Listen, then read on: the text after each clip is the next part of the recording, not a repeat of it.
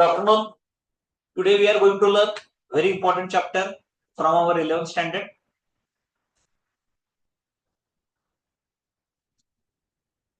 The chapter is final accounts of proprietary concern. ठीक. So 3 business कुठले आहेत आपले? बोलत जाओ तुम्ही, काय प्रॉब्लेम नाही. आपला तर सगळ्यांना यावं. ट्रेडिंग बिझनेस, मॅन्युफॅक्चरिंग आणि सर्व्हिस सेक्टर. आता डिफरन्स काय काय याच्यामध्ये? ट्रेडिंग वाला माणूस एकाकडून परचेस करणार, दुसऱ्याला सेल करणार. सो ट्रेडिंग मध्ये जनरली सपोज होलसेलर आहे. Wholesaler is purchasing from the producer and he is selling the goods to the retailer किंवा बायर पण असेल तर. Retailer will purchase from the wholesaler, he will sell directly to the buyer और customer. Okay. Manufacturing म्हणजे पहिली level आहे, प्रोड्युसरच. तो raw material purchase करेल आणि फिनिश गुड्स प्रोड्यूस करेल. आणि सर्व्हिस सेक्टर मध्ये goods are not involved, services are involved. Coaching business service sector आहे, आयटी बिझनेस सर्व्हिस सेक्टर आहे. So now good thing is only trading activities are covered in 11th standard. ज्या काही state बोर्डनं थोड्याशा चांगल्या गोष्टी केल्यात त्यामधली ही एक आहे. So thanks to the state board. Now objective of business, 2 objective होते बिझनेसचे. पहिला अर्न प्रॉफिट, दुसरा श्रीमंत व्हायचा. एकदम करेक्ट आहे. प्रॉफिट का अर्न करायचा? I want to be rich. हा, आम्ही लहान होतो तेव्हा एक कार्टून लागायचं, रिची रिच. तुम्ही ऐकले कधी? तुम्ही सर्च करा युट्यूबला जाऊन. एकदम रिच असतो तो पोरगा. First is profit maximization. आणि प्रॉफिट हळूहळू काय करेल? आपली वेल्थ क्रिएट करेल. बरोबर. हा, प्रॉफिट इज डिपेंडंट अपॉन. आता प्रॉफिट कसं कॅल्क्युलेट करायचं आहे? Income and expenses. So P is equal to I minus E. हा, तुम्हाला पाय असेल शाळेत, बरोबर ना? लहानपणापासून म्हणा सर आम्हाला पाय. Wealth is dependent upon assets and liabilities of the business. So profit आपल्याला कॅल्क्युलेट करायचं असेल, इन्कम एक्सपेन्स क्लिअर व्हायला पाहिजे. वेल्थ आपल्याला चेक करायचे असेल, आपल्या बिझनेसचे असेट्स अँड लायबिलिटीज आपल्याला चेक करायचे. ठीक आहे. असेट्स अँड लायबिलिटीज हे प्रेझेंट एज वेल एज लॉंग टर्म साठी असतात. इन्कम एक्सपेन्स फक्त करंट इयरशी रिलेटेड असतात. हा डिफरन्स आहे. ओके. नाव आता आपला फ्लो ऑफ अकाउंटिंग बघायचा आहे. आपण विचार करूया, आपली 11th स्टार्ट झाली जून 24, बरोबर. हा, तर तुम्ही आला कॉमर्स साईडला. कॉमर्सच्या मिनिंग पासून तुम्हाला का माहित नव्हतं? फक्त स्पेलिंग येत असेल कॉमर्स. ओके. सो आपण पहिला लर्न केला काय? जर्नल एंट्रीज आपण लर्न केल्या. ओके. सो आपण ते बुक रेकॉर्ड करायला लागलो सबसिडरी बुक्स मध्ये. पहिला आपण जर्नल मध्ये रेकॉर्ड करायचो, नंतर लक्षात आलं हे जर्नलचा पार्ट आहे काहीतरी, subsidiary books. So it start from the recording of business transaction. Okay. Journal नंतर आपण लर्न केलं लेजर पोस्टिंग. त्यात लेजर पोस्टिंग इझी असते, पण लेजर बॅलन्सिंग मात्र आपल्याला श्रीराम आठवतं नाही आठवत. आता बघूया आपल्याला काय होतंय ते. आज आपण ते एक्सपिरियन्स करणार आहे. From ledger account trial balance is prepared. Trial balance म्हणजे हे सगळे अकाउंट करेक्ट आहेत का नाही हे चेक करण्यासाठी एक आपण बॅलन्सचं स्टेटमेंट प्रिपेअर करतो, that is called as a trial balance. म्हणजे तो फायनल नाही आहे हे लक्षात ठेवायचं. ट्रायल बॅलन्स आहे. मी जर्नल एंट्रीचे 2 इफेक्ट दिले, डेबिट क्रेडिट. ओके. त्याचं मी पोस्टिंग केलं, एक लेजर अकाउंटच्या डेबिट साईडला, दुसरं लेजर अकाउंटच्या क्रेडिट साईडला. लेजर अकाउंटला पण 2 टाईपचे बॅलन्सेस आले, to balance brought down, by balance brought down. एईडी एक्सपेन्सेस डेबिट, दुसरं काय होतं एलआयसी इन्कम क्रेडिट. यानुसार ते बॅलन्स झाले. ते बॅलन्स मी ट्रायल बॅलन्स मध्ये मेन्शन केले. आता माझा ट्रायल बॅलन्स टॅली होईना किंवा झालाय, हा, तर तो ट्रायल बॅलन्स तयार झाला, इथपर्यंत आपण लर्न केलेला आहे. Now the final task of accountant is to prepare the financial statement from this trial balance. तर ट्रायल बॅलन्स आपल्याकडे आहे, सगळे लेजर अकाउंट्स आहेत, त्यांचे अमाऊंट्स आहेत, डेबिट क्रेडिट टॅली आहे. Now let's prepare the financial statements. Okay, accounting cycle बघा, cycle कोण कोण चालवत आले? हा आला प्रथमेश याला कोण सोडायला नव्हतं म्हणून. हा, बाकी लोक सायकल घेऊन कोण कोण येते? 1 2 3 4 5 6 7 हळू आठवा लागलेत लोक. हा, ठीक आहे, good. Journalizing, recording the transaction in the journal. Ledger, posting the effects to the ledger. Trial balance, list of all ledger account balances. आता शेवटच्या टप्प्यामध्ये आपल्याला एंट्री करायची आहे. इन्कम स्टेटमेंट एक तयार करायचं. Income statement shows performance of the business. Income statement कधी कधी डिफिकल्ट होतं अंडरस्टँड करायला, सो त्याला सोपं नाव आहे P&L अकाउंट. हा, आणि त्याच्यानंतर मग येणार आहे balance sheet. It shows financial position of the business. यामधला आता आपल्याला थर्ड आणि फोर्थ लर्न करायचंय. 1 2 3 आपलं ऑलरेडी टीचिंग झालंय, तुमचं लर्निंग झालंय का आपलं काय थोड्या दिवसात. हा, पेपर झाले की आपलं काय. या दोघांना आपण काय म्हणणार? Final account. शेवटला असतात म्हणून फायनल अकाउंट, एकदम सोपं. फायनल, फायनल नंतर पुढे काही नाही. परत एकदा अंडरस्टँड होण्यासाठी, इन्कम स्टेटमेंट मध्ये दोन केले पार्ट आता. Trading account, profit and loss account. Balance शीटला दुसरं नाव काय आहे बघा? Position statement. आता आपल्याला हे लक्षात ठेवायचंय, balance sheet is a position statement because it shows position of assets and liabilities. बरोबर. ट्रेडिंग अकाउंट शोज अस काय दिलंय ट्रेडिंग अकाउंटचं? Gross profit. P&L account shows us net profit.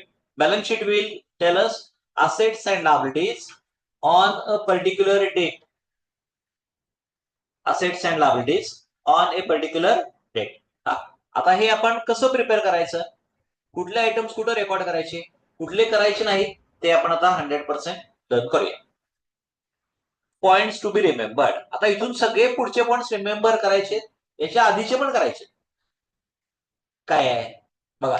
हा, फर्स्ट आपण पहिला ग्रीन पट्टा बघूया.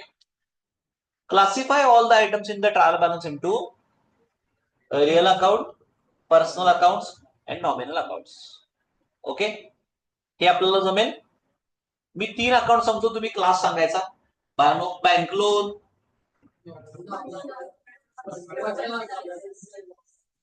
सर प्लीज 2024 काही विचार नाही तर बरं होईल. Bank loan, personal. Dividend received, furniture. So आपण शक्यतो काय करायचं, ग्रुपमध्ये बसायचं, एकटं बसायचं. हा, म्हणजे आपली इज्जत बचाव. Nominal accounts are posted to. Nominal मध्ये 2 टाईपचे अकाउंट्स येतात. इन्कम आणि एक्सपेन्स कुठं पोस्टिंग करायचंय? Trading account, P&L account. Trading account क्या है सर, आपको पता चलेगा बच्चों. P&L अकाउंट त्याच्यानंतर काय आहे. Real accounts are posted to asset side. हे सगळे फिल इन द ब्लँक्स आहेत एक्झाम मधले, so you have to remember this. Personal accounts are posted to either assets or liabilities. मी एखादा क्वेश्चन विचारणार आहे, तुम्हाला त्याचा आन्सर द्यायचा आहे. हा, शेजारच्याला न विचारता.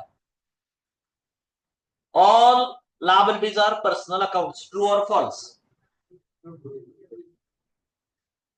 All assets are real accounts, true or false? False. Assets are also covered in personal class. कुठले दोन आहेत पर्सनल क्लास मध्ये येणारे? डेटर्स आणि बँक. बाहेर बघायचं लागेल. हा, so this you have to remember. हा, तुम्ही पेपरला जावाल, त्याच्या पलीकडे बँक नसून टेम्पल वगैरे असेल तर टेम्पल नाही, बँक लक्षात ठेवायचं. Give 2 or more effects of all the adjustments. Adjustments काय आहे वो भी हम सीखेंगे. ठीक आहे, बरं या स्लाइड मध्ये काय डाऊट बाळांनो? एवढी कलरफुल पेन्सिल करून घेतली बघा, स्पेशल आपल्या 11च्या मुलांसाठी. फक्त इनटेंजिबल आहे, बघायची बघ. बोला, काय डाऊट बाळांनो? क्लिअर? हा, आता असेट्स अकाउंट्स आर कॅटेगराइज इनटू, अजून आता प्रत्येक कलरची एक एक पेन्सिल. असेट्स, असेट्स मध्ये रिअल किंवा पर्सनल दोन्ही क्लासेस कव्हर होणार. असेट्स कुठे रेकॉर्ड करायचे? बॅलन्स शीट मध्ये असेट साइडला. फायनान्शियल स्टेटमेंट्स मध्ये तीन कुठले कुठले येणार आहेत आयटम्स? मग अशी स्लाइड बघितली, फायनान्शियल स्टेटमेंट्स मध्ये तीन आयटम्स येणार.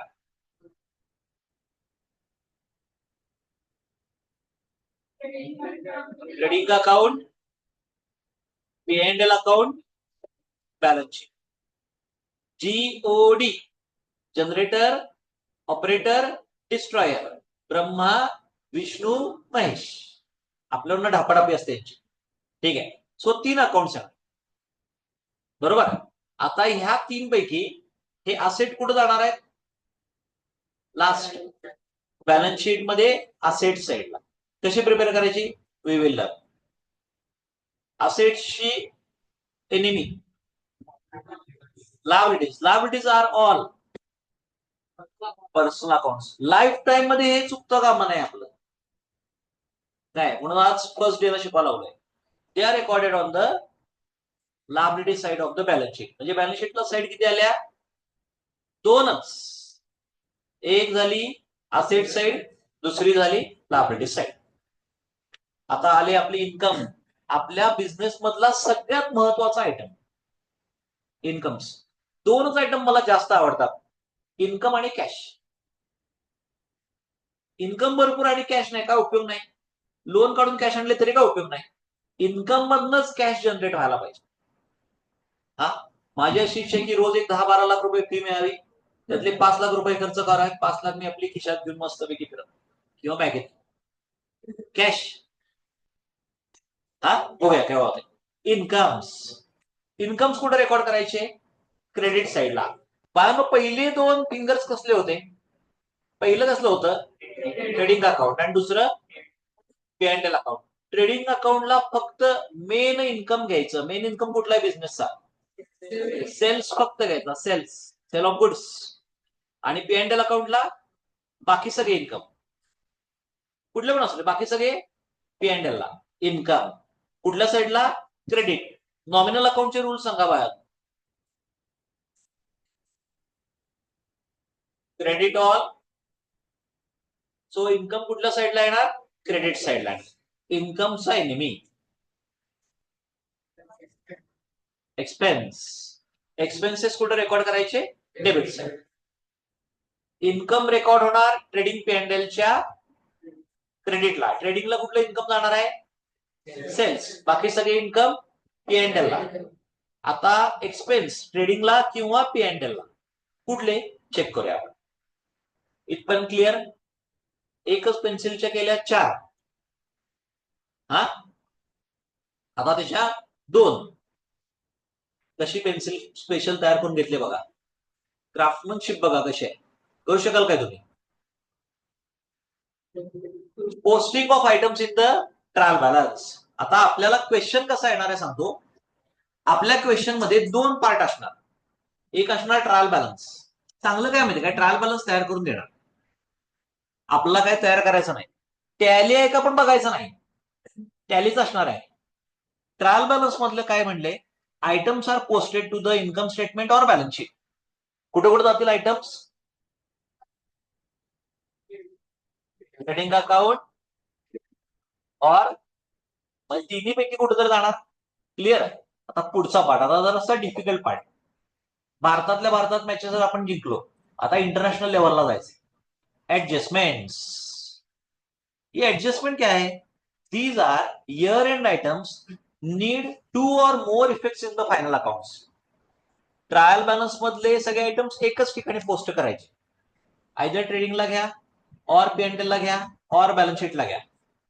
ऍडजस्टमेंट म्हणजे इयर एंडला काही एंट्रीज करायच्या असतात, त्याचे 2 इफेक्ट द्यायचे आणि एंट्रीचे 2च इफेक्ट असतात. समजलं?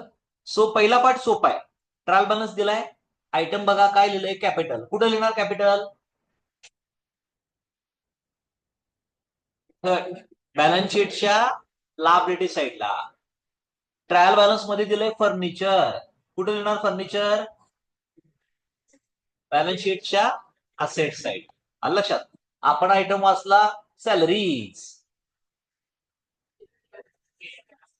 पे अँड एल अकाउंटच्या डेबिट साईडला एक्सपेन्स आहे. पे अँड एल अकाउंटच्या डेबिट साईडला आपल्याला आयटम दिसला ऍडव्हर्टाइजमेंट, अकाउंटच्या डेबिट साईडला आपल्याला आयटम सापडला सेल्स, ट्रेडिंग अकाउंटच्या क्रेडिट साईडला. असे आयटम उचलायचे, तिथं तिथं ठेवून टाकायचे. हा लेफ्ट राईट न बघता आपल्याला जमायला पाहिजे.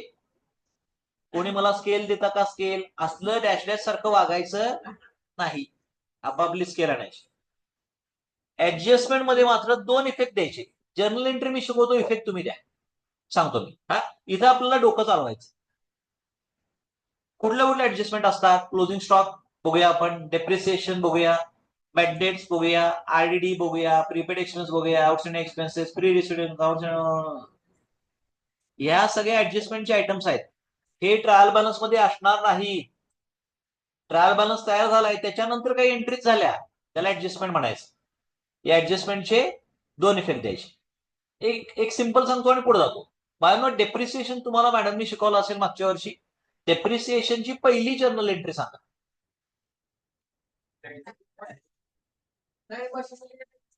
हा कहा से लोग आते हैं? बानो मॅडमनी 100% करेक्ट शिकवलं असणार. आपल्या छोट्याशा ब्रेन मध्ये तेवढंसं पण बसलं नाहीये. Depreciation account debit to machinery account. 100% मॅडमनी हे सांगितलं असणार. मी आज ते आलं नाही तरी पण मी सांगतो ते ऑन बिहाफ ऑफ हर. आणि टेक्स्टबुक मध्ये तेच आहे. आपण काय आपल्या डोक्यामध्ये ते बसू शकलो नाही. Dustbin is overflowed, so no space to put something good thing in it. So journal entry आहे depreciation account debit to fixed asset. Generally machinery असते किंवा फर्निचर असते. काय झाली entry? Depreciation account debit to fixed asset. हा झालं. आता ही entry झाली. आता याचे 2 इफेक्ट द्यायचे. ऍडजस्टमेंट आहे बघा. 2 इफेक्ट द्यायचे. डेप्रिसिएशन बिझनेस पर्पज साठी काय आहे? 4 ऑप्शन देतो. Income, expense, liabilities, asset. Expense आहे. एक्सपेन्सेस कुठे रेकॉर्ड करायचे? ट्रेडिंग किंवा पीएनडीला, पीएनडीला रेकॉर्ड करा. कुठल्या साईडला? असेट अकाउंट काय केलं मी? क्रेडिट केलं. म्हणजे असेटचा बॅलन्स वाढणार का कमी होणार? क्रेडिट केलं म्हणजे कमी होणार. Less from asset. परत सांगतो एकदा. जर्नल एंट्री काय झाली? Debit to fixed asset. Depreciation business साठी काय आहे? एक्सपेन्स. एक्सपेन्स कुठे रेकॉर्ड करायचे? पीएनडीएल अकाउंटच्या डेबिट साईड. ट्रेडिंगला कमी आयटम असतात, सो पीएनडीएलच्या डेबिट साईडला. असेटची व्हॅल्यू काय झाली? डेप्रिसिएशन मुळे कमी. लेस फ्रॉम फिक्स्ड असेट. 2 इफेक्ट झाले का? अशा सगळ्या आयटमचे 2 इफेक्ट द्यायचे. सो एंट्री मी सांगणार, लॉजिक मी सांगणार, ऍडजस्टमेंट मग तुम्ही करायचे. हेच चॅलेंजिंग आहे इंटरनॅशनल लेवलला. काय अपने गली में डॅश डॅश भी शेअर होत आहे, तसं नको. आमच्या गावात मी पहिला आलो, आमच्या मी पहिला, ते काय नको. इंटरनॅशनल लेवलला पाठवलंय तर मान ताट करूनच परत यायला पाहिजे. डी गुकेश भाऊ 3 वर्षांनी तुमच्यापेक्षा फक्त मोठा आहे. काय पुढं ट्रेडिंग बिझनेस. आता आपण ट्रेडिंग अकाउंट कडे जाऊया.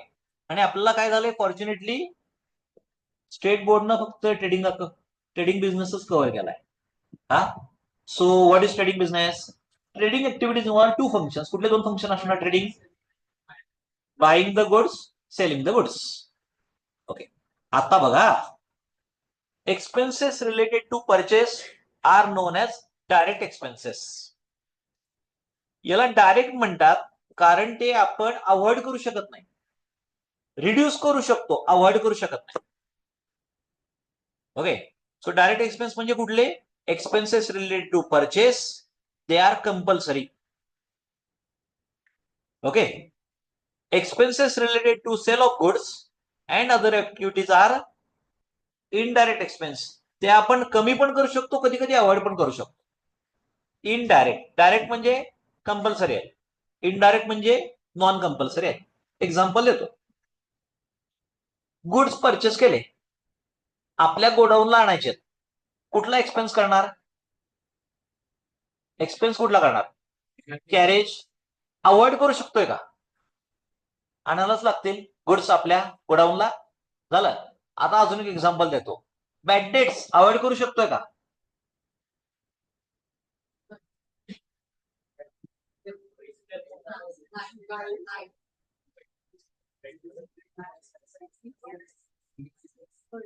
बॅड डेट्स अवॉइड करता येतील का? कॅश बिझनेस आहे, होणार का बॅड डेट्स? झाले की अवॉइड. कॅशच बिझनेस आहे, पैसे द्या, माल घेऊन जावा, नो क्रेडिट. असतो का कॅश बिझनेस? असतात. नॉट नेसेसरी सगळे बिझनेस क्रेडिट पाहिजेत, सो अवॉइड करू शकतो का? येस. ऍडव्हर्टाइजमेंट करायची आहे, अवॉइड करू शकतो का? बरेचसे बिझनेस ऍडव्हर्टाइजमेंट न करता पण चालतातच. Advertisement is necessary but not compulsory. So business 5-10 वर्ष ऍडव्हर्टाइज करेल, त्यानंतर तो म्हणेल बस आता, बस आप सिर्फ हम अपने नाम पे चलेंगे, नो ऍडव्हर्टाइजमेंट एट ऑल. अजून एक एक्झाम्पल घेऊ. ठीक आहे. रेंट. आपली जागा असेल तर येस अवॉइड, आपली जागा नसेल तर रेंट द्यायला पाहिजे. ठीक आहे. So direct expenses are main, काय लक्षात ठेवा, direct expense are related to purchase, they are compulsory. Indirect expense are related to, we can avoid them, प्रत्येक वेळी नाही पण बरेचदा. हे क्लिअर? Trading account. आता त्या ट्रेडिंग बिझनेस मधलं पहिलं अकाउंट आलं, trading account. Trading account covers items related to goods. Trading नावातच दिले, ट्रेडिंग कशाचं करणार आहे? गुड्स. सो गुड्सशी रिलेटेड आयटम घ्यायचे, गुड्सशी रिलेटेड नसणारे आयटम घ्यायचे नाहीत. For example, purchase of goods यायलाच पाहिजे. परचेस काय करायचंय? Sale of goods, opening stock, closing stock. हे तुम्ही ऐकलं असेल, ओपनिंग स्टॉक, क्लोजिंग स्टॉक. आता आपण ह्या टॉपिक मध्ये हे लर्न करणार आहे, व्हॉट इज दिस. हे एकदम सोपं असते, एकच सांगतो, दुसरं समजणार. क्लोजिंग स्टॉक म्हणजे सांगतो, unsold goods at the end of the year. Closing स्टॉकची डेफिनेशन काय? सगळे परचेस केलेले गुड्स सेल होतील का? मे बी नाही, आणि मे बी होऊ पण शकतात, पण मे बी नाही. मग जे शिल्लक राहिले त्याला काय म्हणायचं? Closing stock. तोच पुढच्या वर्षी ओपनिंग स्टॉक. जो बाय बॅलन्स ब्रॉट डाऊन असतो तोच टू बॅलन्स कॅरी डाऊन होणार आहे. सॉरी, तो टू बॅलन्स ब्रॉट डाऊनच होणार. बाय बॅलन्स कॅरी डाऊन आहे, तो टू बॅलन्स ब्रॉट डाऊन होणार. बरोबर आहे. आता आपला कॅशचा बॅलन्स आहे, काय असतो कॅशला बॅलन्स? डेबिट का क्रेडिट? डेबिट बॅलन्स आहे आपल्याला. ठीक आहे. नेक्स्ट इयरला तोच कंटिन्यू होणार, तसं स्टॉक शिल्लक राहिला. फक्त पहिल्या वर्षी ओपनिंग स्टॉक असत नाही. पहिलं वर्ष आहे ना, ओपनिंग स्टॉक येणार कुठं? त्याच्यानंतर प्रत्येक वर्षी ओपनिंग स्टॉक येणार. पहिल्या वर्षी ओपनिंग बॅलन्सच नाही, तो पहिलंच वर्ष आहे ते. पण सेकंड इयर पासून ओपनिंग स्टॉक, क्लोजिंग स्टॉक येणार आहे. ओपनिंग स्टॉक म्हणजे लास्ट इयरचा क्लोजिंग स्टॉक, आणि क्लोजिंग स्टॉक म्हणजे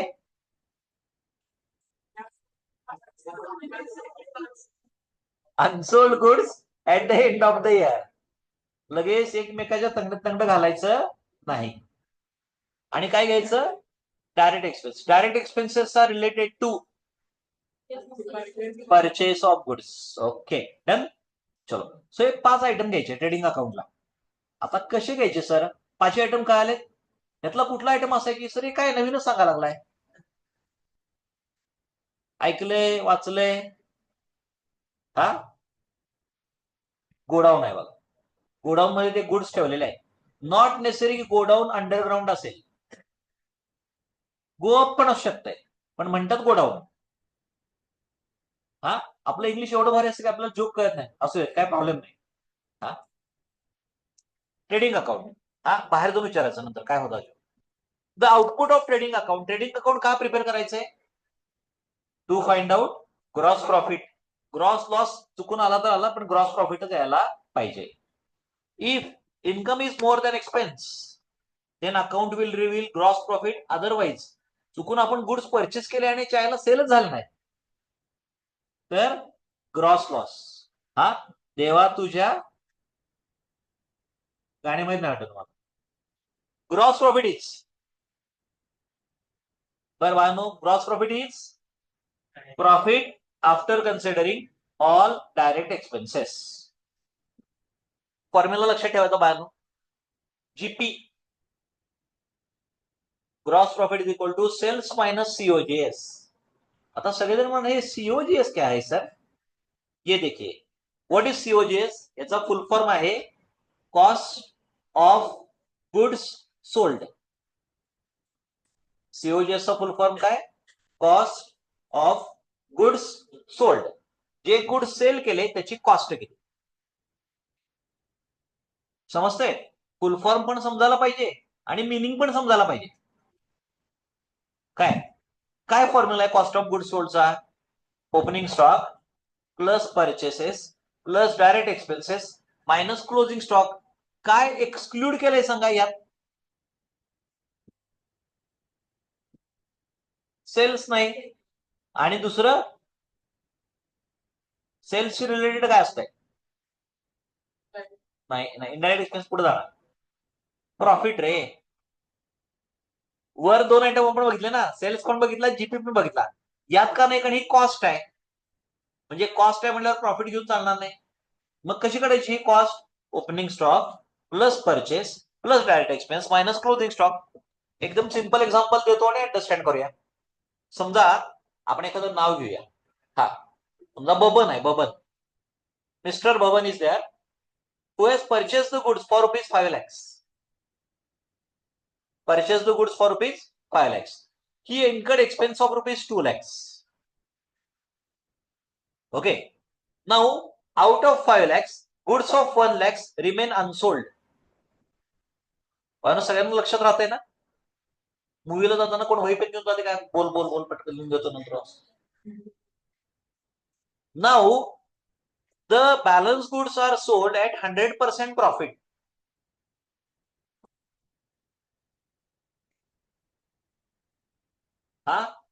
Now from this we have to find out three things: sales, COGS, GP.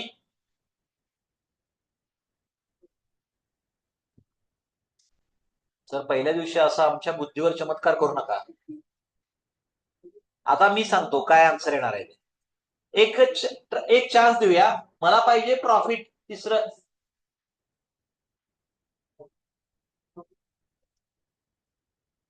किती?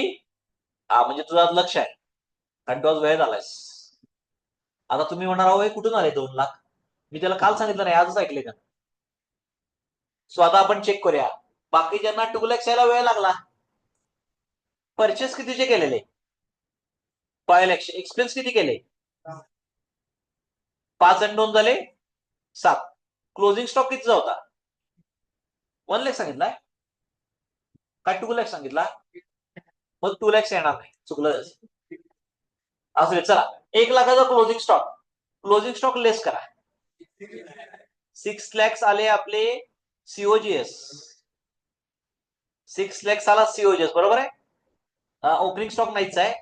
परचेसेस प्लस डायरेक्ट एक्सपेन्सेस 5 2 7 ना, आणि ओपनिंग स्टॉक 1. म्हणजे आता राहिले 6 lakhs. 100% प्रॉफिट. 6 lakhsच्या 100% प्रॉफिट 6 lakhsच. म्हणजे सेल्स किती झाला? 12 lakhs झाला. 12 lakhs झाला सेल्स आणि सीओजीएस झाला 6 lakhs. सो प्रॉफिट येणार 6 lakhs. काहीतरी कॅल्क्युलेशन चुकलं? नाही नाही, लेस करतो रे. लेस करणार रे. बरं चला अजून एक देतो. आता सगळ्यांचं करेक्ट यावं म्हणून. एक बाबा नाही करेक्ट आलं. परचेस ऑफ गुड्स लक्षात ठेवायचं. लक्षात ठेवायचं, ऐकायचं का? आता purchase of goods 25 lakhs. Clear? Expenses for purchase of goods 5 lakhs. Okay. Out of that, goods of rupees 6 lakhs remain unsold. Hey, clear? Okay. Now, balance goods are sold at 25% profit.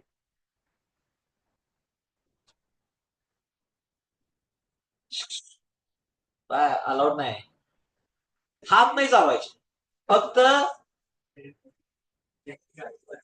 आता cells किती येणार? 30 lakh. COGS किती येणार? काही लोक म्हणणार हो sir जरा परत सांगा, गडबड झाली त्यांच्यासाठी. हा, तर परचेस केलेले 25 lakhs, एक्सपेन्सेस केले 5 lakhs, दोन्ही मिळून झाले 30. ओपनिंग स्टॉक नाहीये, 30 झाले, मायनस क्लोजिंग स्टॉक 6 lakhs होता. 30 lakhs मायनस 6 lakhs 24 lakhs झाला सीओजीएस. 24 lakhs वर प्रॉफिट किती सांगितला?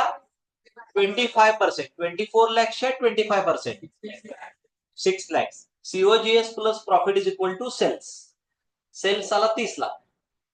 असे पूर्वी एक्झाम्पल्स आम्ही सीए सीपीटी ला सॉल्व्ह करायचो. 1 mark.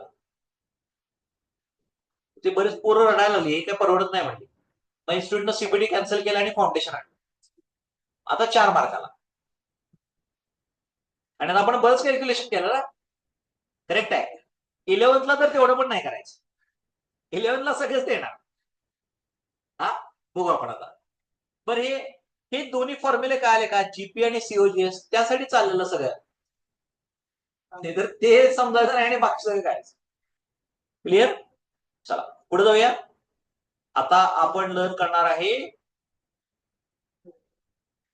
Balance of trading account, gross profit और ग्रॉस लॉस. हे क्लिअर आहे. ट्रेडिंग अकाउंट नंतर काय तयार करतो आपण? दुसरं पीएनएल ला ट्रान्सफर करायचं. कसं बघूया आपण.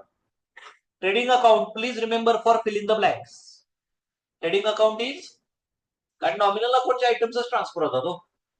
ट्रेडिंग अकाउंटला आपण फर्निचर लिहिणार नाही, बँक लोन लिहिणार नाही, क्रेडिटर्स नाही, सो फक्त नॉमिनल. नाउअडेज आता सध्या काय करायला लागलं म्हणजे काय, ट्रेडिंग अकाउंट बंद केलंय, प्रिपेअर करत नाही. एक्झामला करतोय आपण, पण प्रॅक्टिस मध्ये. So items are covered in the PNL account. हे फक्त प्रॅक्टिकल नॉलेज आहे, बायो थेरोटिकल नाही. थेअरीमध्ये आपण करायचंय तयार. हा, पुढं इथपर्यंत क्लिअर? ट्रेडिंग अकाउंट मधले 2 मेन आयटम्स कुठले? 2 मेन आयटम, परचेस आणि सेल्स. परचेसशी रिलेटेड 2 स्टॉक कुठले? ओपनिंग स्टॉक आणि क्लोजिंग स्टॉक. आणि परचेसशी रिलेटेड एक्सपेन्सला काय म्हणणार आपण? बस एवढ्यावरच ट्रेडिंग अकाउंट बेस्ट आहे. बाकी काय आयटम घ्यायचे नाही. Posting of the item from trial balance to final account. Sir मी मगाशी म्हटलं हा आयटम दिसला इथल्या, हा आयटम दिसला इथल्या. आता कुठले आयटम ट्रेडिंग अकाउंटला घ्यायचे ते समजून घेऊया. हे आपल्याला जरा लक्षात ठेवावं लागतील. बाय प्रॅक्टिस ते पण लक्षात ठेवावं लागणार नाही, समजणार. कुठले कुठले आयटम्स आहेत बघा. ट्रेडिंग अकाउंटला बाहेर कुठल्याही अकाउंटला किती साईड असतात? 2. पहिली डेबिट साईड, दुसरी क्रेडिट साईड. डेबिट साईडला काय येणार? डेबिट साईडला एक्सपेन्स. अकाउंटच्या डेबिट साईडला एक्सपेन्स. सर आमची बोर्नविटा प्यायची वेळ झालेली आहे, गरम गरम. आणि क्रेडिट साईडला इन्कम. ट्रेडिंग अकाउंटला मेन इन्कम कुठला आहे? सेल्स. बाकी कुठला इन्कम घ्यायचं नाही. बघा आता कुठले कुठले आयटम येतात बघा डेबिट साईडला, शांतपणे बघून घ्या.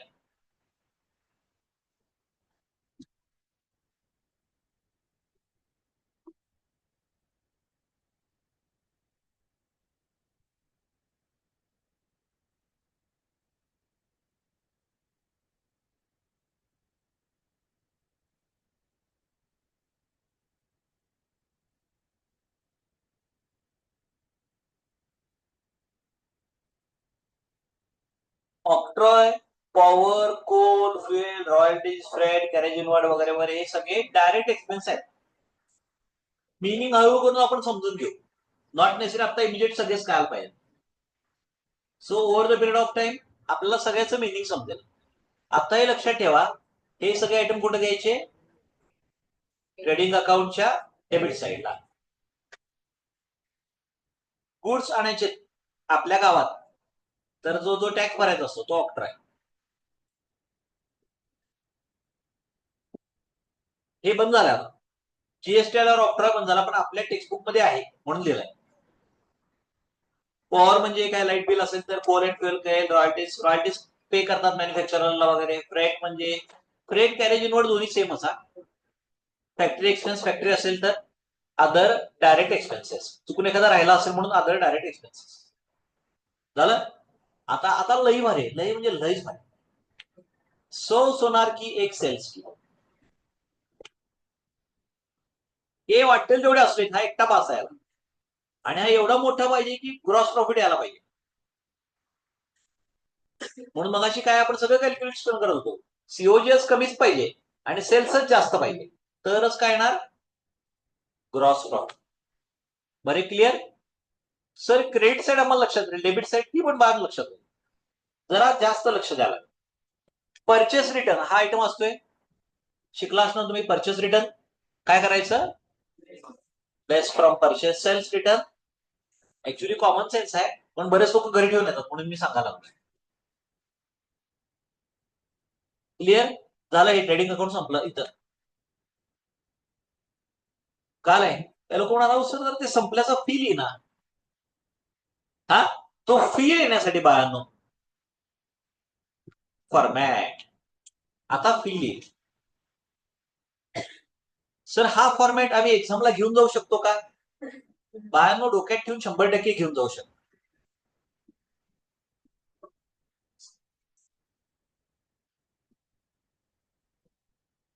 यातलं क्रेडिट साईडकडे आता फार लक्ष देऊ नका, डेबिट साईडकडे जास्त लक्ष द्या. क्रेडिट साईडकडे नंतर लक्ष देऊया. हा, ते आता मे बी पटकन क्लिक होणार नाही. डेबिट साईड बघा व्यवस्थित, सगळे मी घेतलेलेच आयटम्स असतील.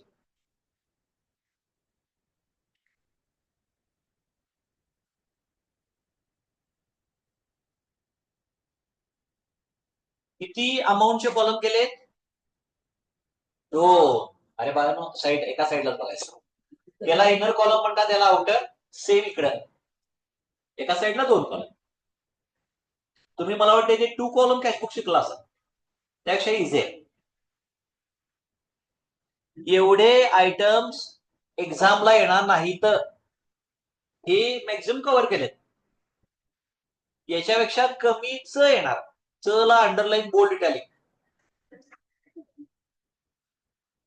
पण माहित पाहिजे ना. करेक्ट. सो काय लिहिल्यावर नाव काय दिले? Trading account for the year ended. 2023-24 trading account तयार झालं. आता लोक तयार करणार 2024-25 trading account. Year end 31 March 2025 नंतर तयार करायचं, त्याच्या आधी नाही. इयर एंड व्हायला पाहिजे. 31 डिसेंबर झालं त्याचा काय आपला संबंध नाही. हा, फॉर्मॅट लाईन लक्षात, प्रॅक्टिस करून करून आयटम पण लक्षात. फॉर्मॅट तर लई सोपा आहे. किती कॉलम्स आहेत टोटल? टोटल कॉलम्स किती आहे? 6. एलएफ वगैरे असल्या काय फालतू कॉलम घ्यायचे नाही, ज्याला काय व्हॅल्यू नसते ते. पुढं आता ट्रेडिंग अकाउंट नंतर काय येणार आहे? ट्रेडिंग अकाउंटचा big brother profit and loss account. हे आपल्याला जमायला पाहिजेच, तरच आपण कॉमर्स साईडचे स्टुडंट आहे.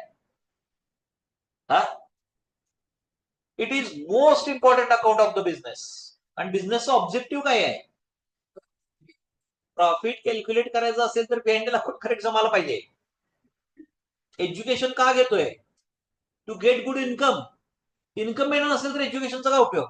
तसं आहे. प्रॉफिट करता येत नसेल अकाउंटन्सीचा काय उपयोग आहे?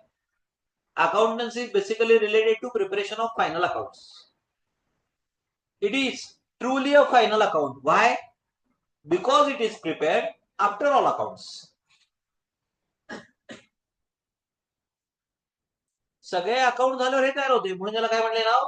फायनल. याच्यानंतर कुठलंही अकाउंट तयार करायचं नाही त्या वर्षात, पुढच्या वर्षात करायचं. त्या वर्षातलं हे शेवटचं अकाउंट आहे.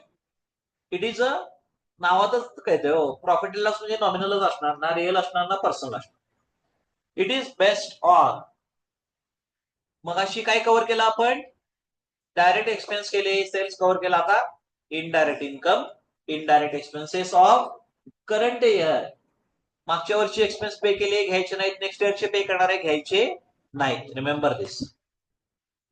It covers all expenses and income related to business which are not covered in trading account. म्हणून पहिला ट्रेडिंग अकाउंट शिकवलं. इथला एखादा आयटम राहिला पी एंड एल आहे, पण ट्रेडिंग अकाउंटचे जर आयटम माझे करेक्ट आले, पी एंड एल चे आपोआपच करेक्ट येणार हो. मी ट्रायल बॅलन्स रीड केला, मला लक्षात आलं ट्रायल बॅलन्स मध्ये 15 एक्सपेन्स दिले.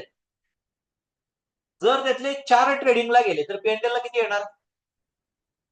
तेच दिलं यात. It covers all expense and income not covered in trading account. म्हणून ट्रेडिंग अकाउंट पहिला क्लिअर करा. पी एंड एल अकाउंट राहिलेलं सगळं आलं लक्षात. Next P and L account. The result of P and L account is, माझी result काय होतं बाळांनो? Gross profit. इथं काय आहे? नेट प्रॉफिट और नेट लॉस. नेट म्हणजे आता याच्यानंतर काही घ्यायचं नाही. ग्रॉस म्हणजे काहीतरी येऊ शकतंय अजून. नेट म्हणजे finish, end. Net profit is equal to gross profit, formula लक्षात घ्या, प्लस इनडायरेक्ट एक्सपेन्स. मग अशी मी एक एक्झाम्पल सांगितलं indirect expense. Indirect income, dividend received, rent received, interest received, indirect income आहे, ते ऍड करा. इनडायरेक्ट एक्सपेन्स तुम्ही आता ऍडव्हर्टाइजमेंटवर सांगितलं ते करेक्ट आहे, ते काय करा? लेस करा.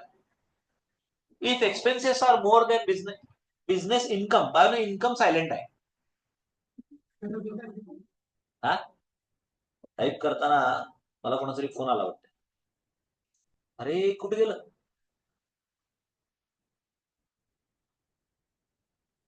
करून टाकूया.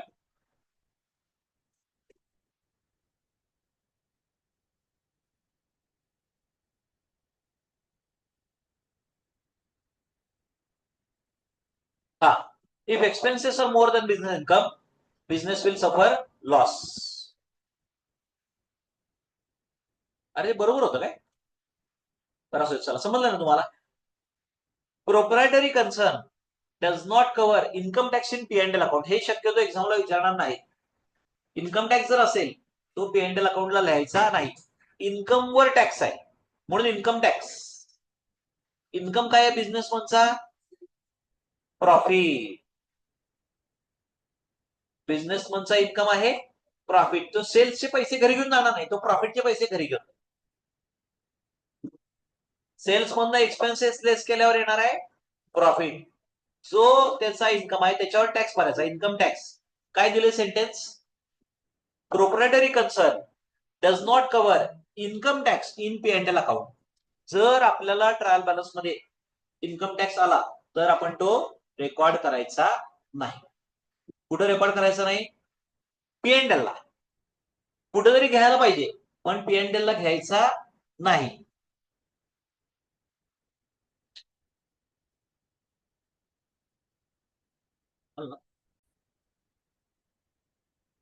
Income tax is not shown in P and L account. मग कुठं शो करायचं आपण थोड्या वेळात लर्न करूया. ऑल इन्कम अँड एक्सपेन्सेस, आता हे लक्षात ठेवा, not related to business and not related to current year are not considered in P and L account. काय काय दिलंय? कुठले income expense P and L ला येणार नाही? पहिलं काय रूल आहे? बिझनेसशी रिलेटेड नाही येणार नाहीत, आणि बिझनेसशी रिलेटेड आहेत पण करंट इयरचे नाही आहेत तर रेकॉर्ड करायचे नाही. ते मागं जातील किंवा पुढे जातील. मागला म्हणतो previous year, otherwise next financial year. बरे कळालं का? हे बघा, पी एंड एल ला दोनच पॉईंट लक्षात ठेवा. सगळे इन्कम एक्सपेन्स घ्या जे पी एंड एल ला ट्रेडिंगला नाहीत ते. क्लिअर? एवढा रूल लक्षात ठेवला तर पी एंड एल अकाउंट आपलं करेक्ट तयार होतं. चुकूनही इन्कम एक्सपेन्स सोडून कुठलाही आयटम इथं रेकॉर्ड करायचा नाही. आणि करंट इयरचा कुठलाही इन्कम किंवा एक्सपेन्स स्किप होता कामा नये, नाहीतर प्रॉफिट चुकेल आणि प्रोप्रायटरला बिझनेस बंद करायला लागेल. Posting of items from trial balance to the final account. किती आयटम आहेत बघा बाया, लई आहे.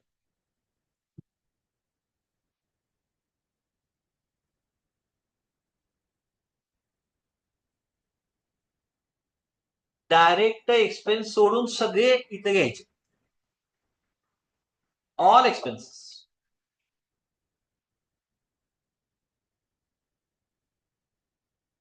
Okay, clear. आणि आता क्रेडिट साइडला all indirect income, interest received, commission received, dividend received, discount received. RDD आपण बघूया काय, व्हॉट इज आरडीडी.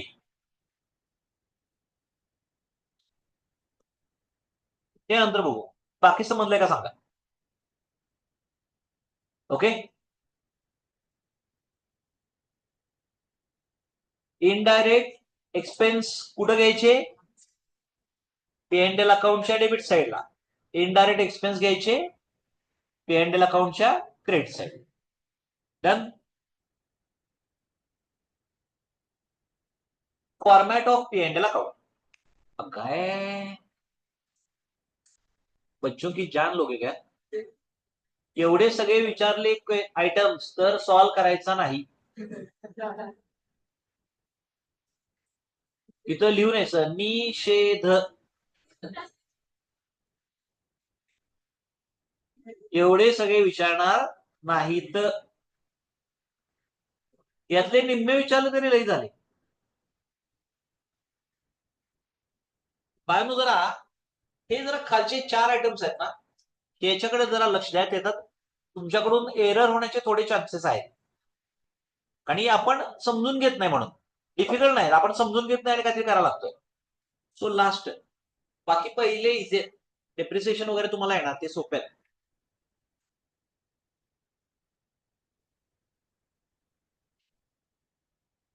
डेबिट साइडला काय आहेत बाळांनो,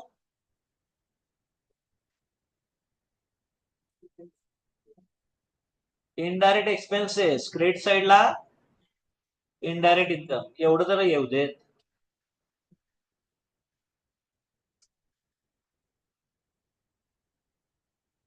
झालं. हे आत्ता अंडरस्टँडिंग साठी आहे, प्रॅक्टिस केल्याशिवाय हे जमणे नाही. सो प्रॅक्टिस करायची, lot of practice for full month. पूर्ण महिना हाच आपला टॉपिक आहे. जोपर्यंत मला वाटत नाही की बाबा आता यांना 100% झाले, तोपर्यंत आपण टॉपिक बंद करायचा नाही. पुढं बॅलन्स शीट, शेवट बॅलन्स आणि शीट. ट्रायल बॅलन्स केलेला आपण, ट्रायल होता, ट्रायल. ट्रायल नंतर काय असते, फायनल. फायनल अकाउंट मधलं शेवटचं item balance sheet.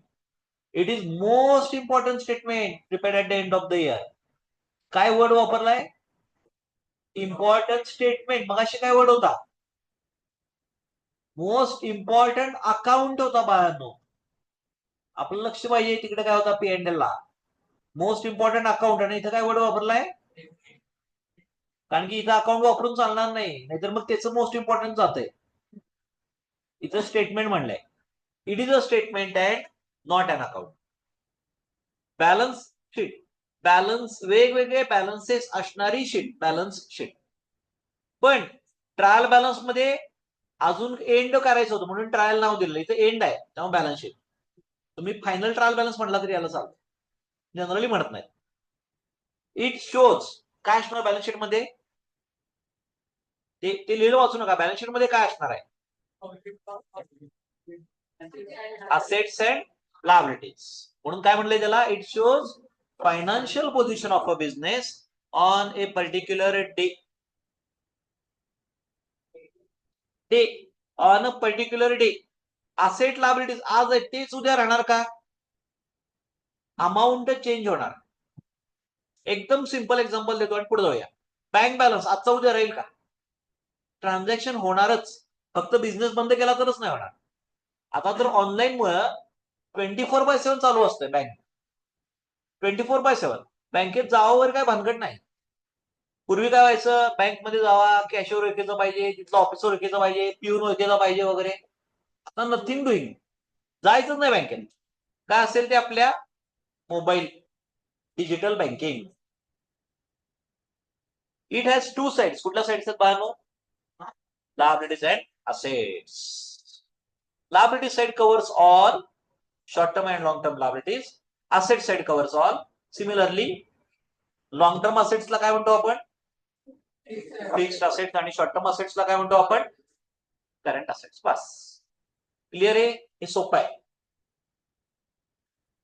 Balance sheet. Liabilities accounts are personal accounts, whereas assets accounts are mostly real, थोडेसे personal. Most of the assets are real accounts, पण थोडे म्हणजे कुठले? बँक आणि डेटर्स, हे दोन मात्र personal accounts. Hence balance sheet does not cover personal real. फक्त आले बॅलन्स शीटला. नॉमिनल अकाउंट कुठे गेले? ट्रेडिंग पे अँड ला. ते ऑलरेडी कव्हर केलेले आहेत. Balance of P and L account is transfer to balance sheet. Profit झाला, कॅपिटल वाढणार. लॉस झाला, कॅपिटल कमी होणार. Simple, common sense. After all posting, trial balance मधल्या आयटमचं पोस्टिंग झालं. ट्रायल बॅलन्स नंतर काय असते? Adjustments. Total of both the sides assets and liabilities will be same. Automatically same यायला पाहिजे. करत बसायचं नाही काहीतरी करून. लायबिलिटीज सगळ्या लिहिल्या, असेट्स सगळे लिहिले, दोन्हीकडची जर टोटल सेम आली तर म्हणायचं पार्टी. हा, आणि मग आपलं वाटेल वा, त्या डिसिजन लिहाय. Posting of items from trial balance to final account. मागासारखं काहीतरी येणार, एक त्याच्या पुढे बाण येणार, पुढे काय लिहिणार? Asset side of balance sheet. आणि काहीतरी येणार, परत एक बाण येणार, काय लिहिणार? Liability side of the balance sheet. याला काय लिहिणार सांगा बघूया?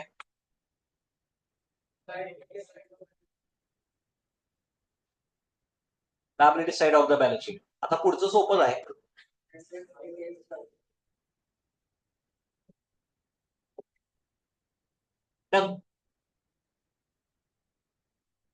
ट्रायल बॅलन्स मधले सगळ्या आयटमचं 6 ठिकाणी पोस्टिंग करायचंय. 6.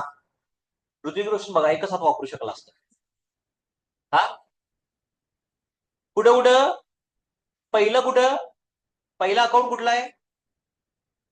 अकाउंट बाळांनो, ट्रेडिंग अकाउंटच्या डेबिट साइडला किंवा ट्रेडिंग अकाउंटच्या क्रेडिट साइडला. दोन संपले.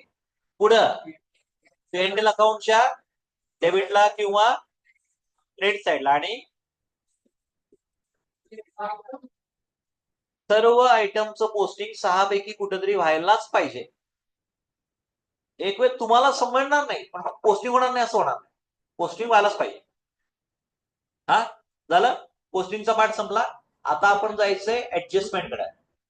त्यातली एक ऍडजस्टमेंट मग अशी मी सांगितली. कुठली सर, परत सांगाल का? डेप्रिसिएशन. जर्नल एंट्री काय होती? डेप्रिसिएशन कुठे जाणार? पेएनएल अकाउंटच्या डेबिट साइडला, एक्सपेन्सेस आहेत तिकडं. आणि दुसरं काय करायचं? Less from asset. दुसरं करायचं लेस फ्रॉम असेट. फॉर्मॅट. हा जरा फॉर्मॅट बरा आहे. हा, कुठं बरं आहे म्हणावं सर? पीएनएल अकाउंट पेक्षा बरं आहे रे.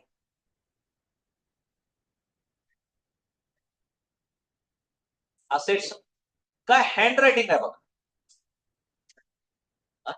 सगळ्यांनी मिळून जरी तुम्ही तयार केली तरी याच्या एवढं काय होणार?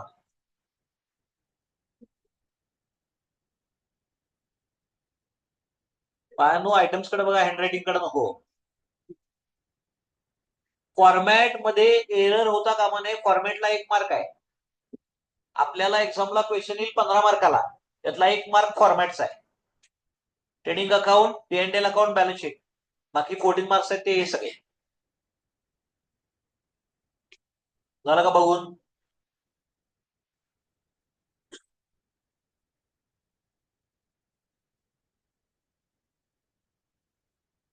Adjustment. Adjustment are year end items which are not covered in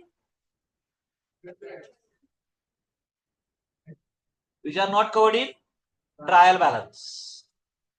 म्हणून तर ऍडजस्टमेंट आलं ना. ट्रायल बॅलन्स मध्ये कव्हर झालं, सोपं झालं असतं का? ट्रायल बॅलन्स मध्ये कव्हर झालेलं नाहीये. Few transaction take place at the end of the year only. For example, closing stock, prepaid expense, depreciation, outstanding expense, income receivable, bad debts, etcetera etcetera.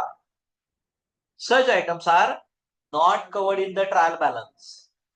Trial balance मधला कुठलाही item असेल, एकच posting करायचं.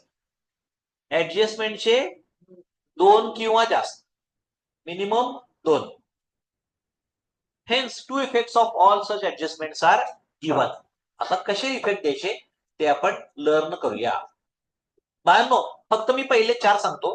पुढचे जे आहेत ना ते आपण क्वेश्चन सॉल्व्ह करता करता अंडरस्टँड करू. नाही जर असं बोरिंग पार्ट आहे, जे इम्पॉर्टंट आहे एकदम, पण बोरिंग नाही.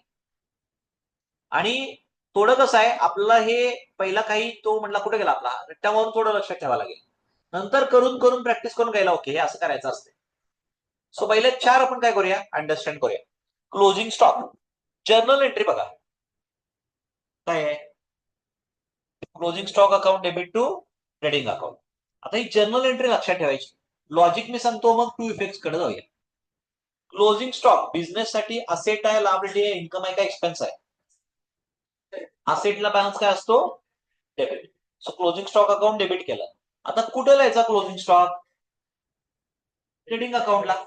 आपण ट्रेडिंग अकाउंट मध्ये बघितलं, फॉर्मॅट मध्ये ओपनिंग स्टॉक होता, क्लोजिंग स्टॉक होता. सो कुठे दिला तो? ट्रेडिंग अकाउंटच्या क्रेडिट साईडला. 2 इफेक्ट काय आहे?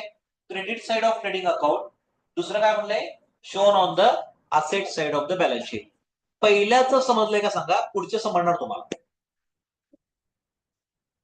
पहिला आपल्याला समजायला पाहिजे एंट्रीज. मॅक्झिमम मुलं तुम्ही सोडून एंट्रीज येत नाहीत त्यांना. ते तुम्हाला रट्टा म्हणून लक्षात ठेवून की हे काय करायचं, ते उपयोगाचं नाही. एग्जाम के वक्त तो आप अपनी इज्जत बचा लोगे, लेकिन बाहर रियल वर्ल्ड में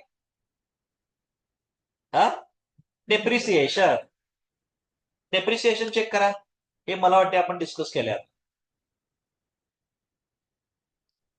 debit side of P and L account कारण एक्सपेन्स आहे, आणि दुसरं काय म्हणलंय? Deducted from the particular asset. Entry मध्ये बाळांनो डाऊट असेल तर विचारा, ते 2 इफेक्ट तुम्हाला समजणार. पण तुमचं लॉजिक बऱ्यापैकी क्लिअर झालंय मागच्या 5-6 महिन्यात.